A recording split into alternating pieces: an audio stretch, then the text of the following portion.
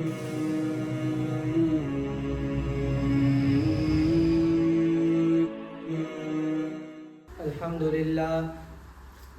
لله وكفى وسلام على عباده الذين اصطفى أما بعد فأعوذ بالله من الشيطان الرجيم بسم الله الرحمن الرحيم قال الله تعالى مثل الذين اتخذوا من دون الله أولياء كمثل العنكبوت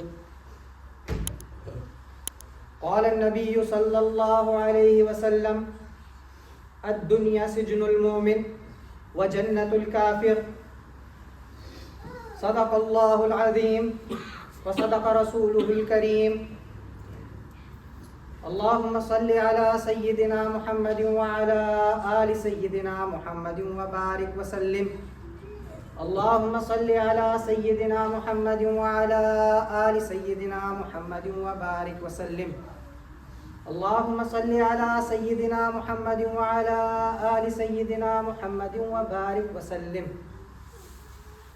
My dear brothers, elders, I welcome you again with the Islamic greetings. Assalamu alaikum wa rahmatullahi wa barakatuh.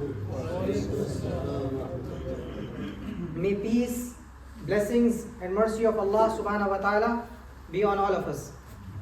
My dear brothers, today in this time and age we live in a world full of glitter and attraction. And in this world there are promises for happiness, but often these happinesses delivers sorrows. And like a spider's web, this dunya and the worldly things that it has are deceptive.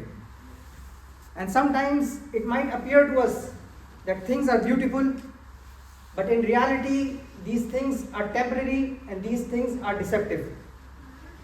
Sometimes it may feel that the things are mesmerizing, are symmetrical, but in reality, if we do a little bit of tafakkur, if we think about it, if we ponder over it, then we will realize that the things in this dunya are bound to collapse.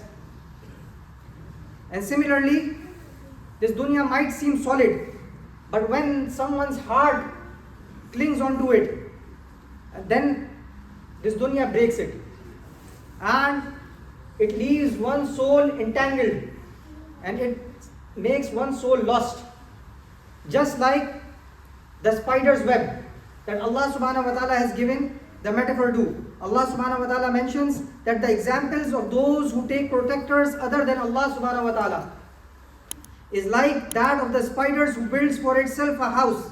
But indeed, the weakest of the house is the house of the spider, if they only knew. So Allah subhanahu wa ta'ala is saying, is using this metaphor that Allah subhanahu wa ta'ala has created this dunya. Anything other than Allah subhanahu wa ta'ala, if a person is relying to, it is fragile. It is something which will break. It is something which you cannot cling on to. And in case you cling on to, it will break your heart and it will break your soul. So, many of our times we think about it and we ask Allah subhanahu wa ta'ala for forgiveness of different kind of sins. For example, if we lie, we ask Allah subhanahu wa ta'ala, we realize that it's a mistake, we have departed from the way of Allah subhanahu wa ta'ala and His Prophet, and we ask for forgiveness. Similarly, cheating, deceiving anybody, we regard all of them as sins. But this love of this dunya, we don't even regard it as a sin. That's what corrupts our heart, and that's from where the problem begins. Yes, we have to be in this dunya. We have to live in this dunya. The Holy Prophet sallallahu alaihi wasallam mentioned that ad-dunya sijnul mu'min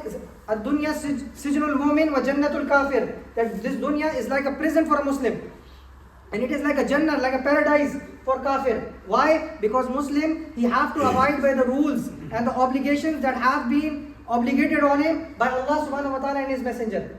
And for a kafir, there are no boundaries, there are no limitations, there is no problem. He can do whatever he wants. He can follow his desires, he can follow his heart, he can do as he wants. But as Muslims, we need to follow the commandments of Allah subhanahu wa ta'ala. And in case the disease, the love of this dunya is in our heart, then the love of Allah subhanahu wa ta'ala cannot take place in the heart. Just like our eyes have a function to see, our ears have a function to listen, our hands have a function to grab things, our limbs have a function to walk, similarly our heart has a function to love. And if the love of Allah subhanahu wa ta'ala is not there, then the love of dunya will automatically take its place. And that's when the corruption begins. There is no problem. Hazrat Sulaiman alayhi salam, he was the king of the Zahideen, he was the king of the Siddiqeen, he was a prophet, a mighty prophet by Allah subhanahu wa ta'ala, with all the wealth of this earth. He was given kingdomship. But yet, this kingdom did not corrupt his heart.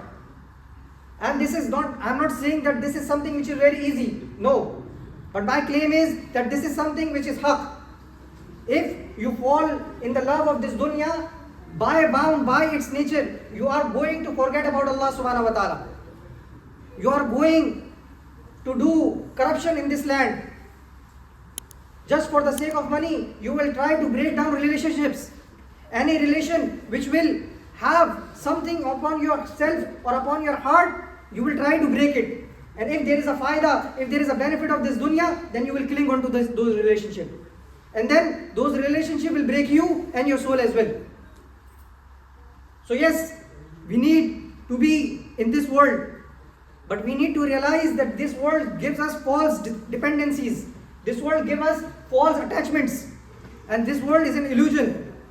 So just like a web, which is like a home for a spider, but just like it cannot protect the spider against the wind, against the rain or any kind of destruction, similarly this dunya cannot protect us from any kind of hardships, from any kind of illness and from any kind of death. So the Holy Prophet ﷺ mentioned about this dunya to his companions. Hazrat Jabir radiallahu anhu, may Allah be pleased with him, reported that the Prophet ﷺ once passed through the market. While people were on both sides of him, he saw a dead goat with small ears. He took it by its ear and said, "Who among you would like to have this for a dirham?" They said, "We would not want it even for free. What use it is for us?" The Prophet ﷺ said, "By Allah, this world is more insignificant in the sight of Allah subhanahu wa ta'ala than this dead goat is to you."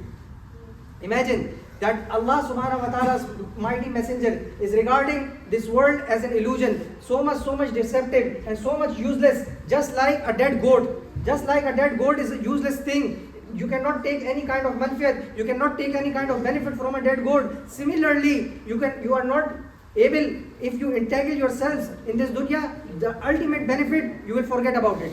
The ghaflat will take its place. So my dear brothers, we need to understand that this spider's web does not only trap others, it traps itself. When a fly gets caught, the spider rushes in, but sometimes it itself gets entangled into it. So this is something that we need to be careful about. The Holy Prophet ﷺ said, "Indeed, the world is sweet and green, and Allah subhanahu wa ta'ala has made you successors in it to see how you will act." So we need to realize at all times that this worldly life is a test, and that our final abode is Jannah. If we don't have this vision, if we don't have this full, clear picture in our mind, then my dear brothers, our decision will only focus this dunya. And once it only starts focusing on this dunya, we forget about our akhirah, which is something which we need to be very much careful of. The Holy Prophet ﷺ, the Rahmatul lil Alameen, the person who Allah subhanahu wa ta'ala loved the most, he lived a most humble life despite being the best of the creations. He slept on a mat that left mark on his blessed body. Hazrat Umar radiallahu anhu, he once saw him and then he said, "O Messenger of Allah, look at the kings of Persia, look at the kings of Rome, they live in luxury, while you, the Messenger of Allah, sleep on this rough mat." The Prophet ﷺ said, "Are you not pleased that for them is this world and for us is the hereafter?" So my dear brothers, the Holy Prophet ﷺ saw through the illusion of this spider's web. He knew it was fragile, he knew it was something temporary, and he knew that it was something fleeting. So my dear brothers, we need to follow the commandment and the ways of the Sahaba. We need to follow the examples of Hazrat Abu Bakr Siddiq and Hazrat Umar Farooq radiallahu anhum. We need to follow and we need to understand that the modern day life, This is just like a spider web. Today, my dear brothers, this web has already become digital, and with its own digitalness, it shows its shyness more, and it tries to seduce us, it tries to be seductive, and it traps our time, it traps our hearts, and the comparison we make, it takes our contentment. So once if we want to contentment, we need to chase Allah subhanahu wa ta'ala's pleasure. We need to chase the comfort of the Jannah, and we need to chase the reputation instead of the sincerity. The Holy Prophet sallallahu alaihi wasallam said, "Wretched is the slave of the dinar and the dirham, money. Of fine clothes, if he is given, he is pleased, and if he is not, he is displeased." This is exactly what our condition is. If we don't have proper food to eat, we start complaining. If we don't have proper car to drive, we start making comparisons. If we don't have something, we always look at what we don't have instead of realizing and comparing us with those who don't have anything. Our life, my dear brothers, alhamdulillah, it is much more pleasurable and it is of much more ease. Many people back home, back in other countries, they are dreaming of this life that me and you are living in this area and in this world. So we need to be thankful to Allah subhanahu wa ta'ala. We need to be grateful to Allah subhanahu wa ta'ala. The dunya becomes an idol and the world, it becomes its servant. So we need to escape. And the way to escape from the glitter and the attraction of this world is that we need to remember that we are here for a test. We need to remember our death. We need to remember akhirah, that once we die, there are no pockets in our kafan. There are no pockets in the final garment that we have to wear. We cannot take these things and live in this dunya just like a stranger or a traveler. The Holy Prophet ﷺ said that the Muslim is the one who lives in this world like a traveler or a stranger. A traveler or a stranger, he only carries what is needed. He does not, if he is traveling during the train time, during the journey, he does not build big houses, big palaces or big things. Yes, these are jais, but these should not be your only fikr, your only thoughts that are coming into your mind. The thought of Allah subhanahu wa ta'ala pleasement, the comfort of the Jannah, that should be the tazkirah between ourselves. That should be something that we need to reflect on, that we need to discuss between ourselves, our friends, our family, our spouses.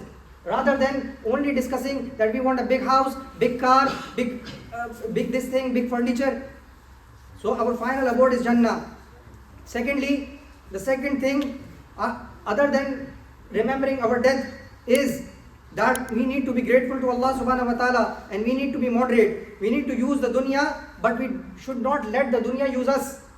We need to be careful and mindful of our traveling and of our spending. The Holy Prophet sallallahu alaihi wasallam said, "What have I to do with this world? My example and the example of this world is like that of a traveler who rested under a shade of a tree, then departed, leaving it behind." And then we need to keep our hearts connected to Allah subhanahu wa ta'ala. Allah subhanahu wa ta'ala says, "Bal tu'thiruna al-hayata ad-dunya wal akhiratu khayrun wa abqa." Allah subhanahu wa ta'ala says, but you prefer the worldly life while the hereafter is better, while the hereafter is everlasting. So my dear brothers, we need to realize that this dunya is like a spider's web. It is fragile, deceptive and fleeting, and we should not let it entangle our soul and entangle our lives. We need to live in it, but we do not live for it, and that we use the means. We use this as a means to reach our final abode, which is Jannah. The Holy Prophet ﷺ said that be in this world as though you were a stranger or a traveler. May Allah subhanahu wa ta'ala makes us among those who see through the illusions of this dunya. May Allah subhanahu wa ta'ala give us tawfiq to do istighfar of this love of this dunya. May Allah subhanahu wa ta'ala make us among the people who act for akhirah. May Allah subhanahu wa ta'ala give us His safety and His mercy when the web of life collapses. May Allah subhanahu wa ta'ala makes us our heart long for the akhirah. May Allah subhanahu wa ta'ala makes us among those who are the pious people who have followed the footsteps of Prophet sallallahu alaihi wasallam and his sahaba. Ameen wa akhiru da'wana alhamdulillahi rabbil alameen. Alhamdulillah.